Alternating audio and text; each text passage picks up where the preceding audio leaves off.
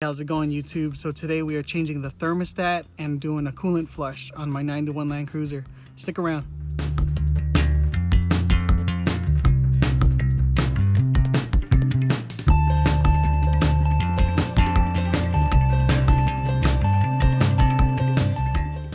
And here's what we'll be filling up with today. I haven't seen this before, but I guess they have it now or something like that. This Peak Original Equipment Technology. Check it out, for Asian vehicles. You got Lexus, Scion, and Toyota 1990 and up. That should work. I mean, the recommended is the Toyota Red. So maybe we can try this out. But it's 50-50 mixed. I think it's about like it's like $17.99, $18.99 a gallon. And then we're going to be flushing out with distilled water as well. I don't think this needs to be said, but make sure that the engine is not hot, especially when opening this up, because you've heard the horror stories. Look right there, and then there's an engine block drain plug, which looks like it would be on the driver's side. Somewhere. Maybe getting under is probably the best way, but we gotta check it out. So we're gonna start off by trying to find where all the drain plugs are. I believe, from what it appears, the engine drain plug is that. Looks like it. I mean, there's nothing really from the picture on the manual. There's nothing else there, so that should be it. I'll let you know if engine oil starts pouring out or something. And it looks like to get to the radiator drain plug, we gotta remove the factory skid plate here.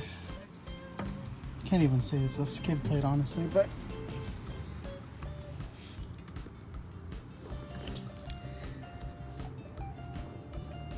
it's right there. I don't know, maybe I can get to it from here without removing the skid plate.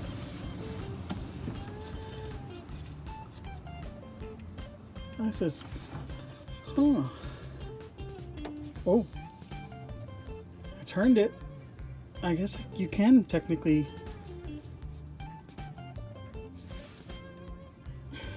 I mean, it's gonna pour all over you, but I think there's a way without removing this skid plate.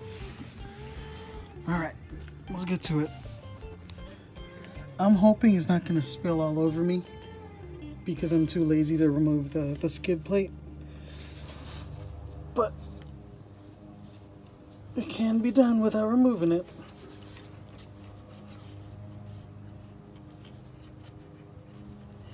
If I can get it.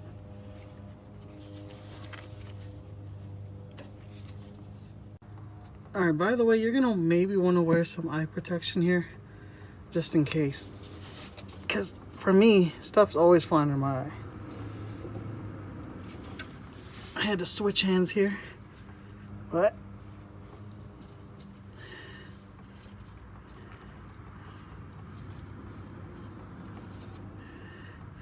if this thing comes shooting out, I'm screwed. You'll know why this video never came out, because I lost my phone.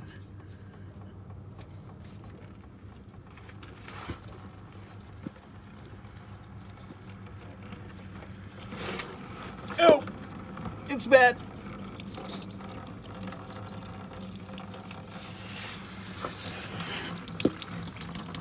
Alright, so that's taking a while to drain, so you can pop this open and you can hear it starting to run faster. But check this out, guys. The genius I am just realized you can reach the shit from up here. Yeah. You're welcome for my mistake. You guys know now.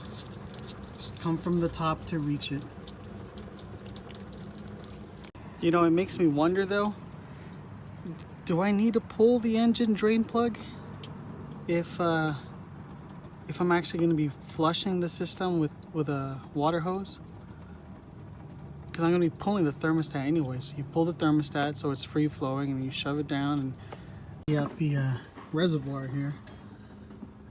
And I'm going to try this trick that I saw on Chris Fix. Shout out Chris Fix. Take the reservoir hose that goes to the radiator and just, you know, unclamp it and pull it through the little locks here. And the hose needs to exit at a lower point than which the cap is, or where the, you know, where the straw is right there. And then we're gonna apply some suction at the end. That wasn't me, that was the hose, all right? Do that, bro.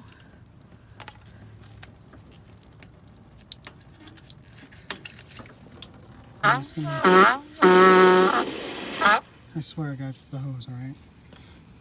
Just gonna flush it out again. And get all that. You guys gotta see this. It's like this nasty cream color.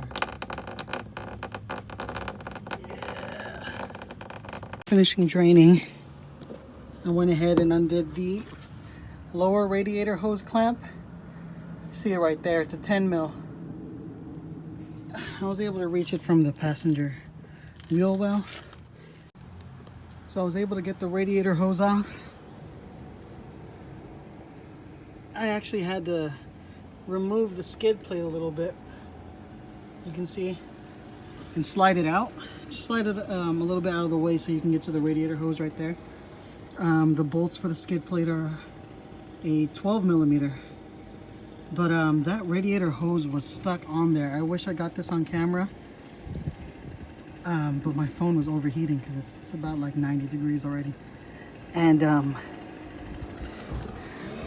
I'm soaked. I got drenched under that thing.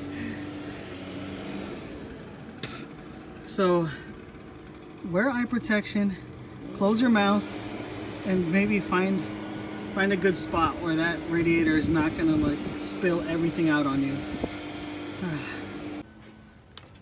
They're all 12 millimeters. I also removed the bracket that holds this hose, just to get it out of the way.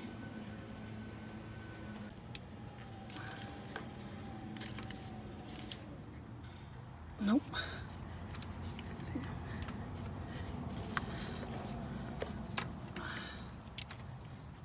No. So these were seized on there. I just took some pliers, clamped them down and gave them a good twist, and there you go. Okay, so this thing is still in the way. What is that?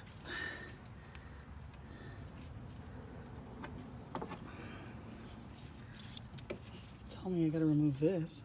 What is this? I don't even know what this is.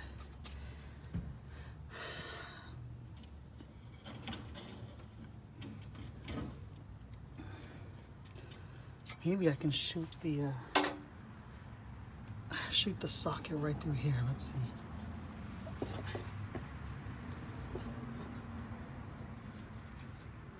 Hell yeah, guys. So I discovered it was my socket that was stripped. You know, those cheap, the cheap ones you can get will do that sometimes. It's getting hot. What is this? Oh, you know what? I should maybe remove this. Not this, not this. No, not. So check it out. Got the thermostat out. It came apart like this. It was sitting like this inside the housing. And like that, the thing is cruddy. It was sitting like this. I lifted it up. And this shit popped. No wonder. What the? His old gasket. Crap. A little bit different. But, so yeah, I already cleaned up the housing. Flushed it through. You know, shoved the hose in there and I flushed it out. So I'm just gonna put that there for now. I think I'm gonna button up the lower radiator hose first. Replace the thermostat. Filled it up with distilled water, and now I'm just running the car with the heat on to let the fluid, the water cycle through the entire system. Sorry, it's a little hot. And once this gets up to temp, I'm gonna turn it off and just let it cool down, and then I'll flush it out. But the heater is getting really hot. The air is getting really hot in here. Oh, we should turn on the rear heat too. Slowly getting to operating temp. Let's go check it out, see if there's anything leaking.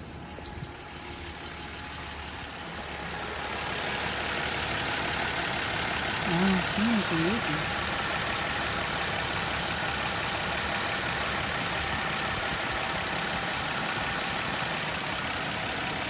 Alright, so we just drained everything again. Drained out the distilled water. I was letting the car cool down for about maybe like 30 minutes. So I can pop everything open. So next is to start topping off with the coolant. So just topped it off. About 50-50 coolant. Letting the system run again with the heat on. Man, I am a mess. Just gonna let the system burp. Could add a little bit more there, but just gonna let it get up to temp so the thermostat can open up again, and I might have to throw some more in. So we're pretty much up to operating temp. Everything looks good. I mean, closed up the radiator. It's all filled up. I don't see any leaks. Just gotta finish tightening up there, like putting this thing back and a couple of those clamps. But yeah, everything looks good now. I'm hoping I don't run into that same problem I ran into on the trail.